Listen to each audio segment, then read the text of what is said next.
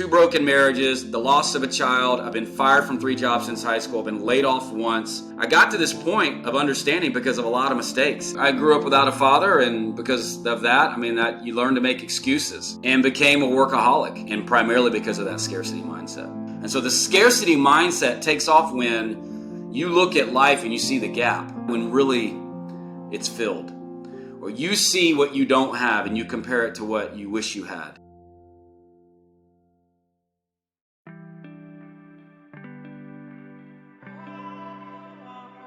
So today we've got another Michael on the show, not me, but Michael Chapman, who's the CEO of Leading Media, comes from a similar world to me, B2B marketing, but we're not going to be talking about marketing. We're going to be talking around topics such as family, such as being a father, and also about scarcity mindset and how to get out of having a scarcity mindset. So yeah, Michael, I wanted to come to you. The big question, the first question is, what is your cosmic bridge? So essentially the cosmic bridge, the way we describe it is, it's something that connects your material life, your profession, and then your spiritual life, which is, essentially your passion and things like that. So one, what's your cosmic bridge, and what was your journey to finding it? Well, I have a long story and I have a short story. I know we're probably going to have like a 20 or 30 minute podcast. First off, thanks for having me on. I really appreciate it. The short one would be, I have a traditional upbringing in quote unquote religion. And out of that function and dysfunction is probably a fair way to describe it. I came to realize that there's a creator. His name is God. He created me to serve and love him. And that's been an imperfect journey for sure. But of the moment, you go from, I'll skip over all the details. I'm a full-time father of 4. I guess I can't say that anymore, even though there are 4. 2 of them are grown and almost out of the house. So I can't continue to crutch on that a little bit. And the journey has been professionally, I'll bring it full circle, to work in a capacity where I could be close to them geographically and emotionally. And when I say emotionally, that was a big step of faith, meaning I won't do work where I don't feel like I can serve in that purpose, not just with my kids, but back to God and who he is. And so that's what led those 2 things, God first, me second was the first one. And number 2, I'm going to work near my kid. I will work near my kids geographically and emotionally. And that emotionally part means I won't take work or did not take work that from the outset or from looking from the outside, I feel could take me back to workaholism. I'll make it really short and cut to that point. Well, workaholism you mentioned there. Tell us more about that. What's workaholism? I've never heard that term before. Yeah, I grew up without a father, and because of that, that you learn to make excuses. Men and women, but because I'm a man, I'll speak for men. Men learn to make excuses. And one of my excuses that I learned was, and I'd say this, I didn't really see wealth. We had a lot of wealth, but in other ways. But I didn't see material wealth. And so as a result of that, I believed, for some reason I had it in my head that we were poor, and we weren't. But I had a poor mindset. By the time I got out of, high school, going into college, I had a scarcity mindset. And so I began to make excuses on where I spent my time, especially when I got married the first time, which was, listen, a good dad, a good husband, works hard, doesn't count the hours, makes a name for himself, does extra, all the things that we're seeing these days that are like, goes into the quiet quitting funnel. We can go down that rabbit hole, which I hate, by the way, if you want. But, I made excuses and became a workaholic and didn't realize that was happening, and primarily because of that scarcity mindset. So yep. Let's talk about, because when I asked that big question around like what's your bridge, you mentioned your kids, like first and foremost, that you got 4 kids, and even though some of them are older, you never stop being a father, right? With your kids, and you mentioned like being close to them, what I wanted to ask you, because I've been seeing a lot of your content recently around like fatherhood. What does fatherhood mean to you? Like, what does it mean to you to be a father? It means to take responsibility for who you create. And responsibility is an interesting word because it means, I guess from what we can see, to some men, and I'm just going to speak about men because there's parents, men and women, but I'll speak about men. Responsibility means seemingly a lot of different things to different people. Some men think that just means supporting them financially, having nothing to do with them emotionally or spiritually or intellectually. And I just, listen, I'm not not putting those men down, but that to me just doesn't work. And so, I haven't been a perfect father, but being a father means teaching them how to be a man and how to be a woman in life across all of those facets, emotionally, geographically, financially, intellectually, and spiritually, and ultimately so they can do relationships well. And then, that goes on, and all children evolve, similarly, but in different capacities. Ultimately, being a father means, where all of that turns in as they grow old, turns into friendship, where they say, my dad was hard on me, but I kind of like him. He's kind of a cool guy. I kind of want him around, so I'm kind of hang out with him, right? That's what you want to see when your kids are in their early 20s and they've got a little money in their pocket, and, they don't have to come around, right? I think at least where I'm at in my journey on fatherhood, that's a holy grail of fatherhood, where your kids want to be around you in their early 20s. I think that's something to shoot for in fatherhood. Nice. So essentially, I like that. So if you're a parent, that's a goal, that when they're in their 20s, they don't necessarily need you financially. I guess spiritually they will always need you, but they still want to be around you at that point when they're in their early 20s. So that's for you kind of like the ultimate goal of fatherhood. One of those keys, and I'm seeing some of that with my two oldest. Not so much my daughter, because she just moved out, but my son, for sure, my oldest son. Some of the key is to that. I mean, people. I'll speak for men and women who grow up without, a stable family structure, specifically no father or no mother or either or both. They struggle as parents because it wasn't modeled. That's not new information. That's not a eureka moment at this point. We know that from a societal perspective, people who grow up without parents are going to struggle as being a parent. So I'm in the front of that line. And so when I look back at what has been wins and what has been losses, and I look at my adult children, my grown adult children now, and even my 13-year-old, where, he's got interesting girls and he's got gaming and he's got other things, and he still likes to hang out with dad. That's pretty cool. But ultimately, I think what you're looking for is that level of respect and relationship that happens as they grow. I think that would be a great way to measure, among other things. There's other measurements, but a great way to measure your effectiveness as a parent, specifically in this case, a father. And I wanted to go back to, because this is obviously related to fatherhood as well. So the workaholism thing we talked about, but then you also mentioned this term scarcity mindset, and it may not be something that a lot of people are familiar with. So could you talk, I guess, going back to that period of your life where you're in that workaholic state, what was that scarcity mindset and how was it affecting you? I'm sure there's a better definition of this, but mine is usually, when I give definitions, usually it's experiential. So scarcity for me was the first thing that pops in my mind. You're 6, 7, 8, let's say 6 through 10 years of age, and you're doing, among other things, what kids do, and that's you're trying to figure out, your goofy smile, and you talk funny, and you're short or you're tall or you're thin or you've got weight on you, whatever. The clothes you wear, so immediately what's going on is you're trying to find out where you fit in, which lunch tables you can sit at, what groups you get to be a part of. And I'm talking about, this is 2nd, 3rd, 4th, 5th grade stuff. And so I specifically remember when they talk about, the attitude or the energy of comparison. I was in comparison mode for decades, right? But it started at that age. And so when you begin to compare what he's wearing and what she's doing and the attention she's giving him and what kind of, I was a skater kid. I was a skater rat, right? Into my 11, 12, 13 years of age. The kind of skateboard, the kind of clothes they have, the kind of wheels they have. And then you got this life over here, this one's wearing Polo Ralph Lauren and you're wearing, Lands' End. Those are both great brands, but there was something about people that wore Ralph Lauren and, the Lands' End was like over here. Those are the silly, kind of stupid, but, critical things that, when I say critical, like you either buy into it or you have somebody helping you understand that that's not real, that doesn't measure the man, that doesn't measure the woman. And so the scarcity mindset takes off. I gave you a couple of examples. It takes off when you look at life and you see the gap. When you see a gap when really it's filled. or you see what you don't have and you compare it to what you wish you had. I mean, I could go on and on, but that's typical. And so I don't think that happens on a one-time or a one-off thing. That happens over a trained set of behaviors and life situations that, if not corrected or influenced by what might be a parent or a mentor, it becomes a way of life. It becomes a way of thinking. Then it affects, I'll just fast forward. I mean, the first thing I did when I went to college was get a credit card. And you know what the second thing I did was? I ran it up.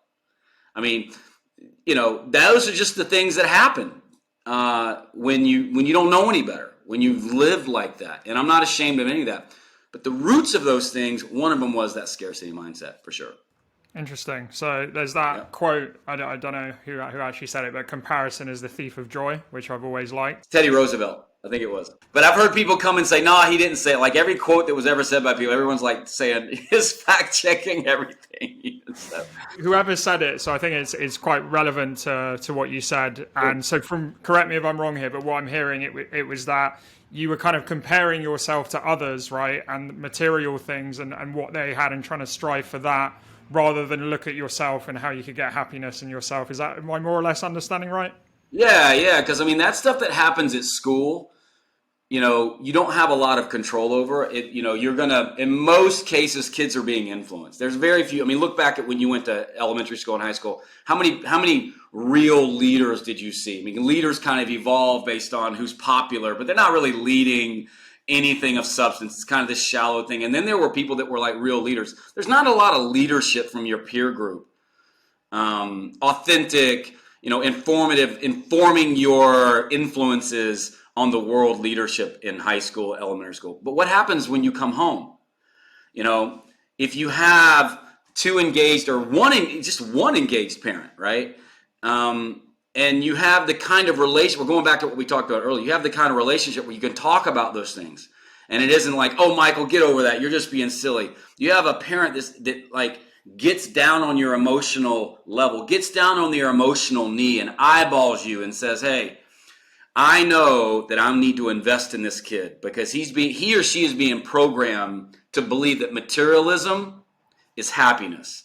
Other than, instead of materialism can influence levels of happiness, materialism is not happiness. That's the kind of connection I'm making here.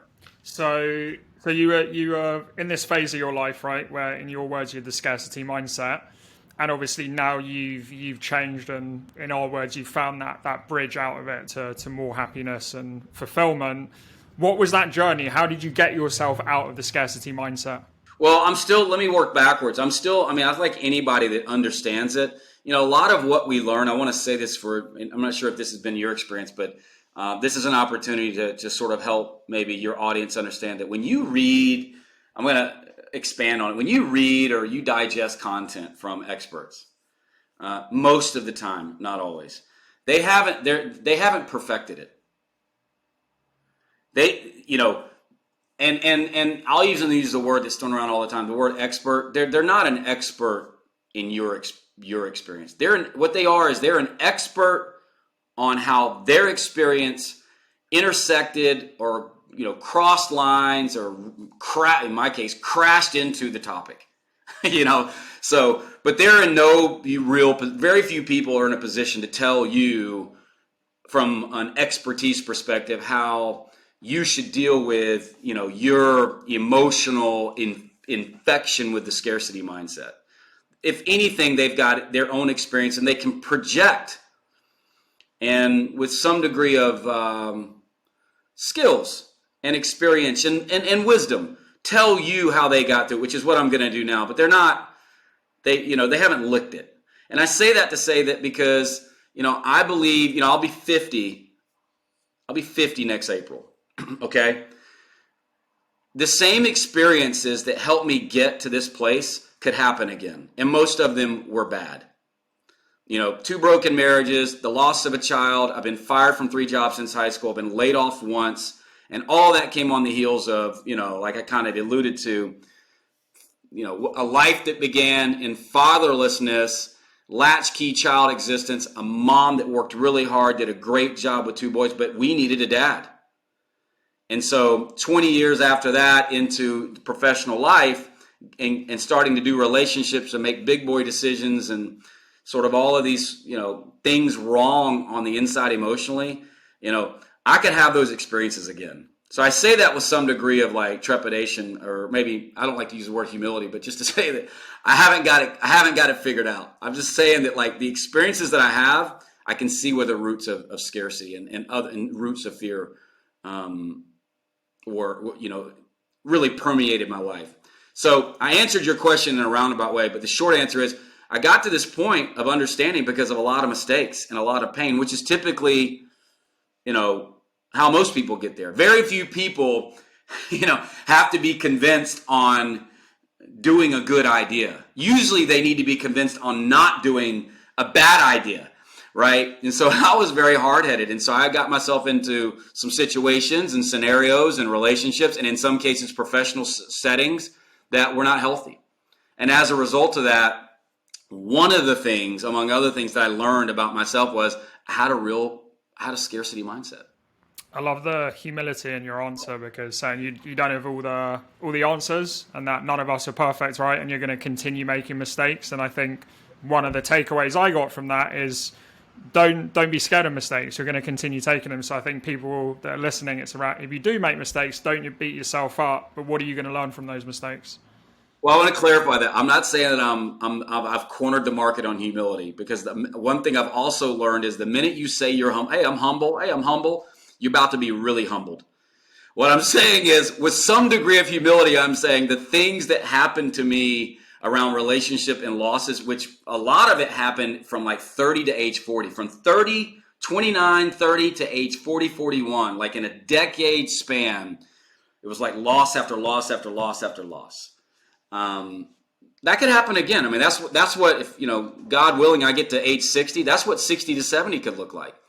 So, which would make, the scarcity mindset and the roots of fear take on a whole new sort of complexion. But what I will say is I went on a long, arduous deep dive, probably over 3 years. Someone asked me the other day, did you ever have a therapist? I said, no, I didn't have a therapist. I had a therapist, I had a coach, and I had a mentor all at the same time in 2 years. That could be me again. That's all I'm saying. Love it. And I'll clarify, you didn't call yourself humble. I called you humble, so I'm allowed to do it. You're allowed for someone else to call you that. But yeah, I almost did. Let's get into that period, which we could call a dark period, but I'm actually going to call it a period of lightness, because you learn a lot from that period. So that decade, from 30 to 40, what are some of those lessons that you learned during that time that really helped you be the man you are today? I'll give one that's for job seekers, because I know we're in an economy, and I'll speak for the U.S., where you and I are in the LinkedIn feed every day. I think probably more than we should be. And I mean, every time you turn around, someone's getting laid off. One of the things I painfully learned, and if I ever went back to work for a company, I think I would be pretty good at getting this right, and that is the two things: the value of understanding your values. All right, I know that's like two words in the same sentence, but the value of it is different than say, I understand my values. The value of understanding your values, number one, and number two, how that intersects, or how that will collide, or how that interchanges with a potential boss. Because if you can understand those two, then you can set up a framework in how to interview a boss.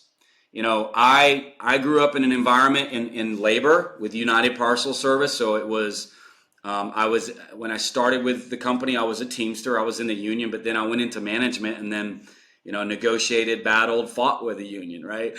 And so I learned a lot of bad habits in leadership, and I learned a lot of good ones.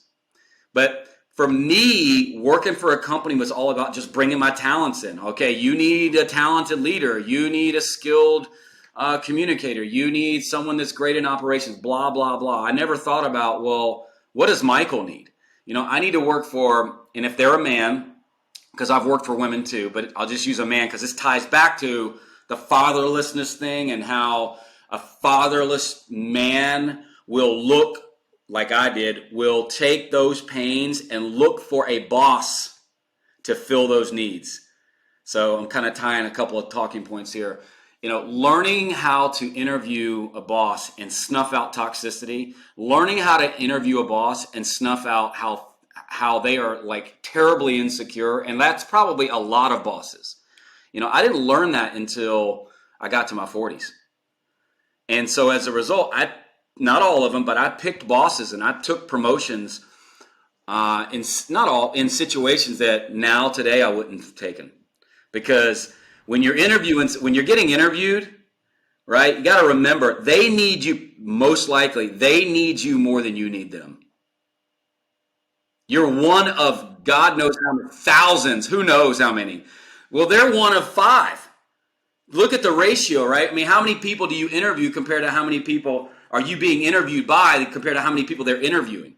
It's a joke. So preparing myself to be interviewed based on what I learned from getting fired and leaving jobs and how it tied to growing up without a father, that was a big learning lesson for me.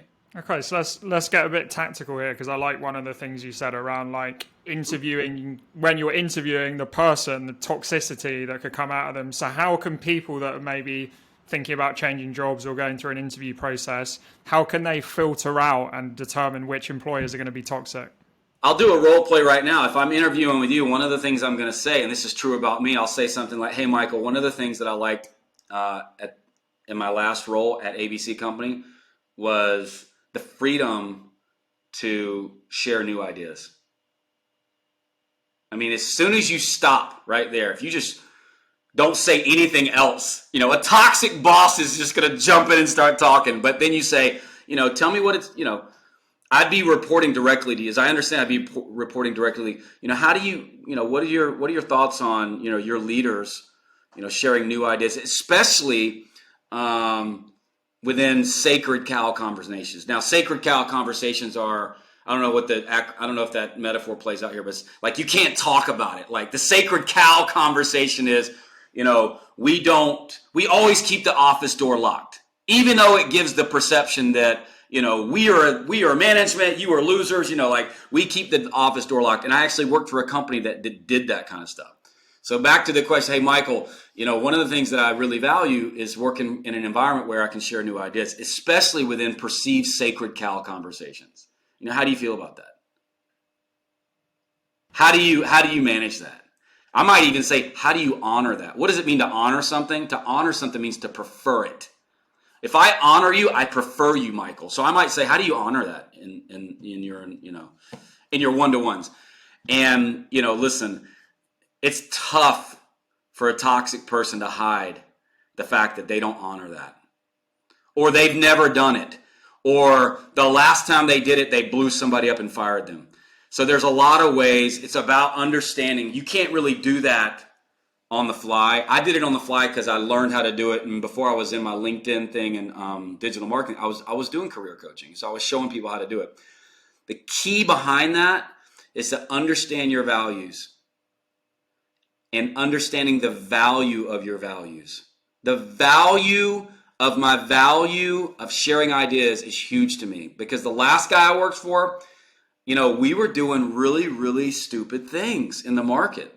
Stupid things. We were having managers, salaried managers, clock in and out like hourly employees.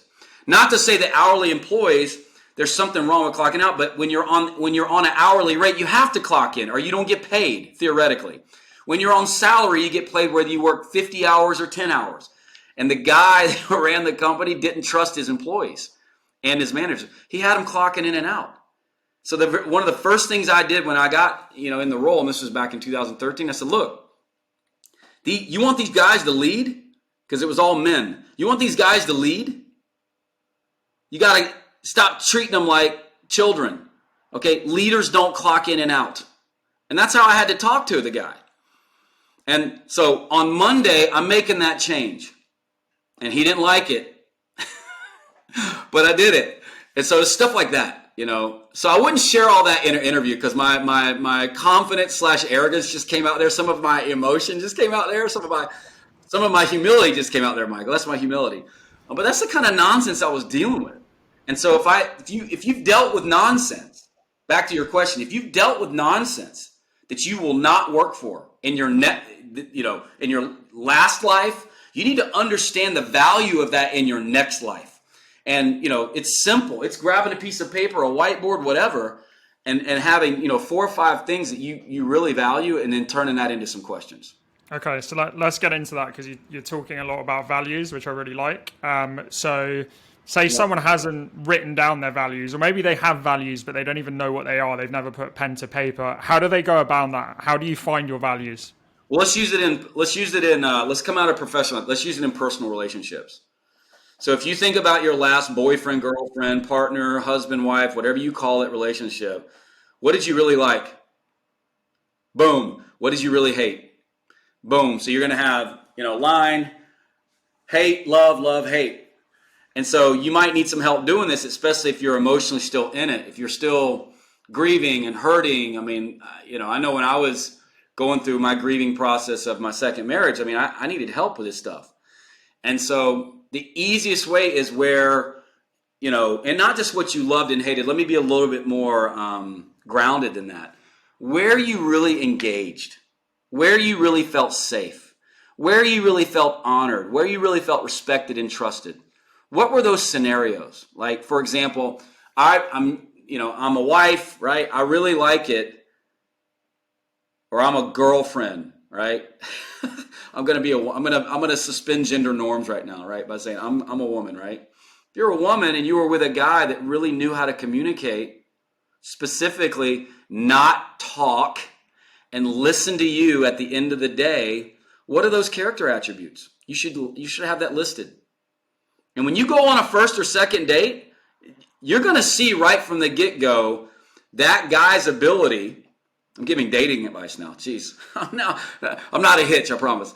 You're going to see in relative short order that guy's ability to do that. Because if he can't even listen to you, talk about where you bought your purse or whatever you're talking about, if he can't shut up and look you in the eye and on a first, second, maybe give him a third date, he's not going to do it when it really gets tough, 6 months into a relationship where you're talking, hey, let's move in, and maybe he's the one and that kind of stuff. By contrast with men, right? A lot of times men need time at the end of the day, all right? So why do you need time at the end of the day?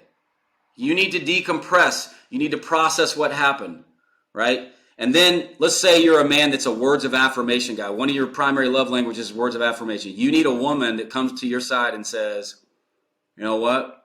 Michael, I know you got that email from Mark again, where he does the all caps, 52 font, yelling at you email because something went wrong in the operation. I can see it on your face. I love you and I'm here if you want to talk. That's a value. That's a behavior. But there's a value there. The value there, among other things, I see you. That's a skill maybe. That's an awareness. The value is someone appreciates you. So it's the same thing in the professional life, in the professional world. Where did you feel appreciated? What did that look like? How did they do that? Okay, where did you not feel appreciated? Here's one. You don't feel appreciated when, you get an email on Saturday. And it's okay to get an email on Saturday. I don't like this. Let me rabbit hole, man. I don't like these content I'm seeing where, good leaders shouldn't send emails on Saturdays. No. That's not what you need to say. Good leaders can send emails when they want. All right, let's teach employees how to not read it. Let's teach employees how to be powerful and not feel succumb to reading it. Because whether or not a good leader sends email on a Saturday is irrelevant to the relevant. It's relevant. But what's really relevant is employees that are listening to these leadership gurus. They're like, yeah, if my leader would just change, if my leaders would just change.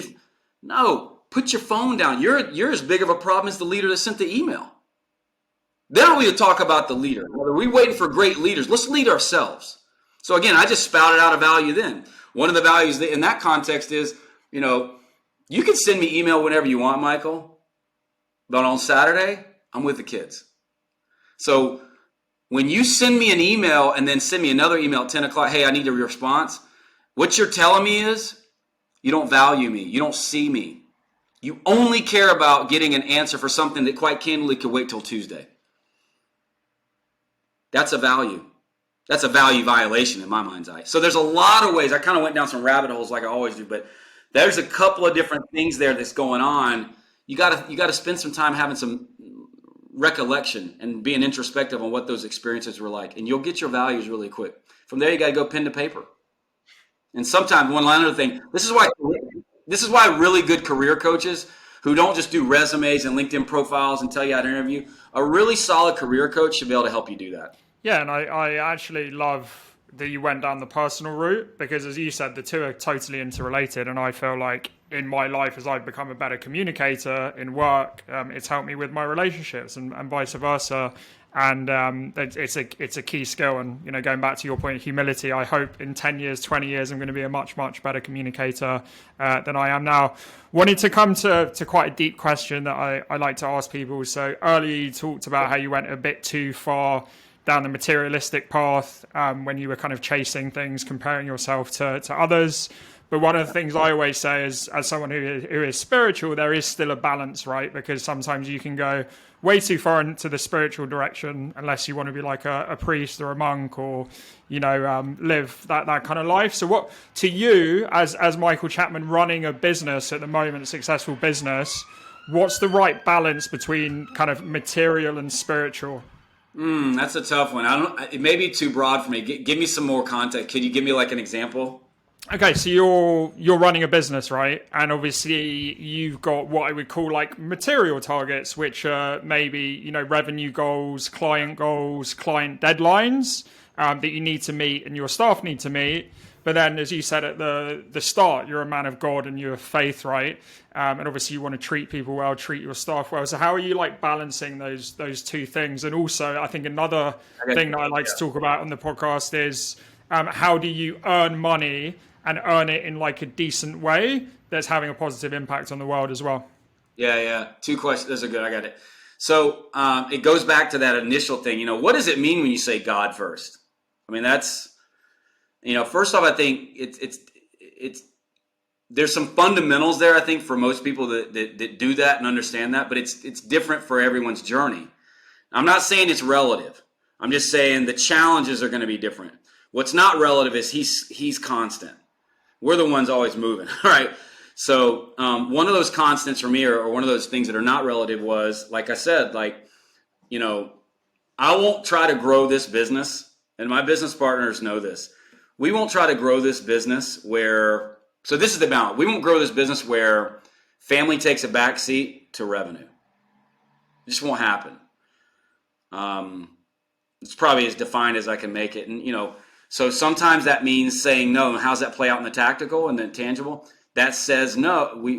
Sometimes that means saying no to things that could be high payoff, but from the outside looks like, feels like, is something that would take us away from more family. So what that also plays out is, if I send a message, you know, we're in 2 to 3 time zones.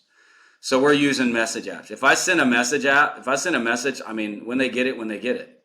I send it, but, you know, I've told my team in Serbia, like, you know, you're plus 6 hours to me. Just because you got it at 11 o'clock and you picked your phone up doesn't mean you have to answer it.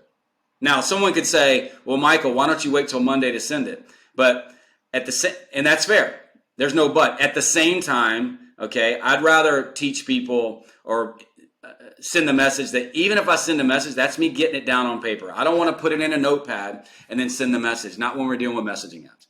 You don't have to read it and you don't have to answer it until you wake up, 10 o'clock, whatever.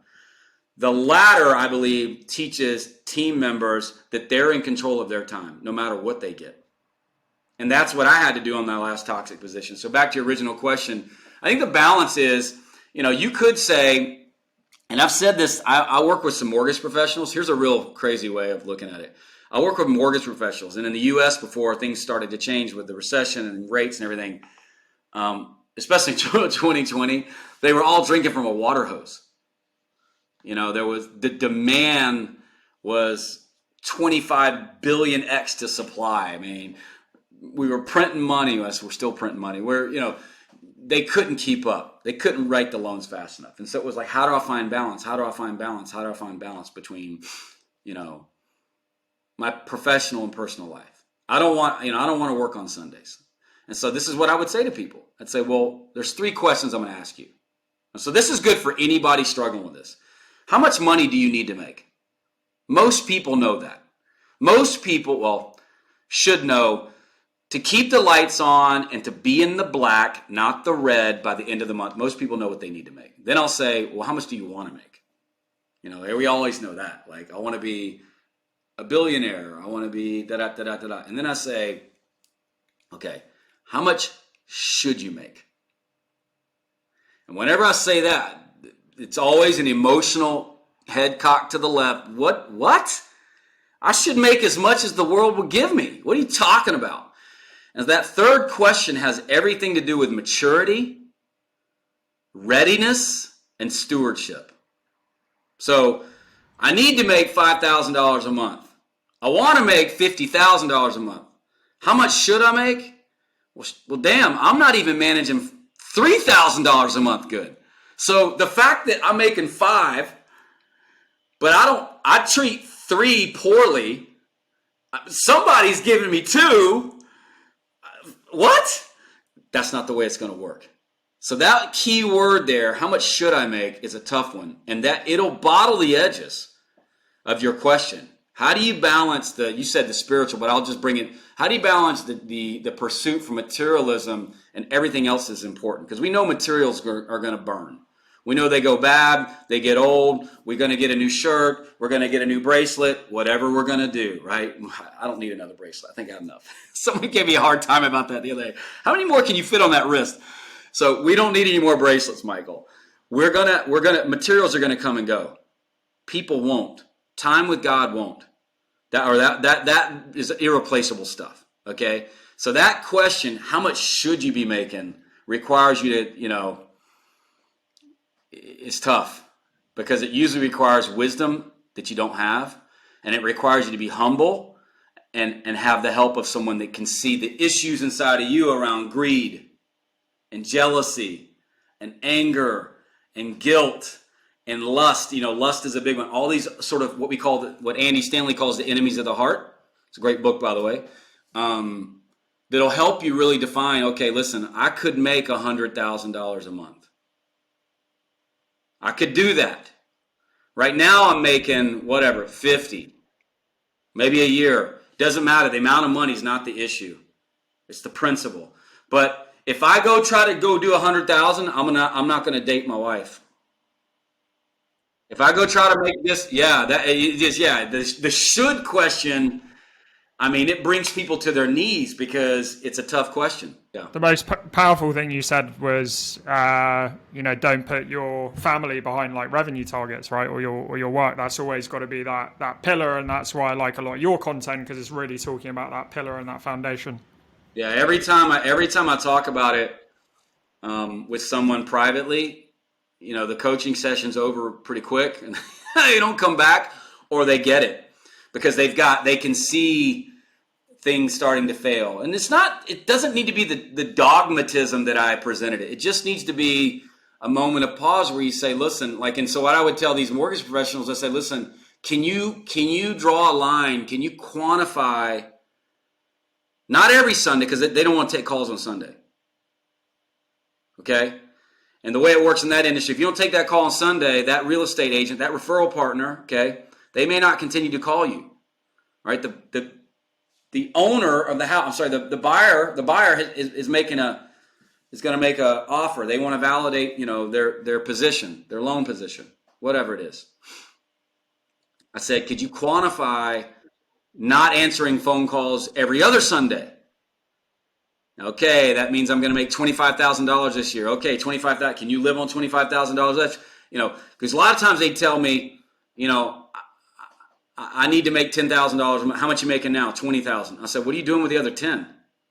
You're telling me that you work weekends and never see your kids, but you're making $10,000 over that you need.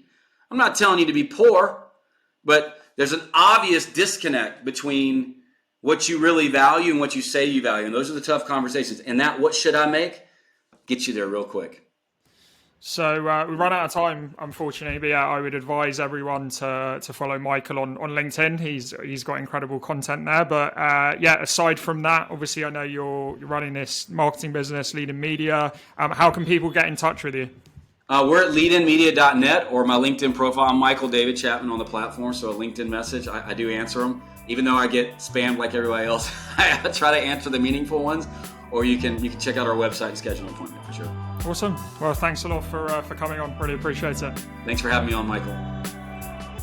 Really love that show with my namesake Michael. Some takeaways for me were never put your family behind your company or your revenue. And then also in terms of balancing the material and the spiritual, or like your work and your family, are you ready to make a load of money? What are the sacrifices that are going to come because of that? Have a think about that as you're growing your career, as you're moving up the ladder. Don't forget to follow us on YouTube and wherever you subscribe to your podcasts. We're going to have some incredible guests to inspire you and help you find your cosmic bridge.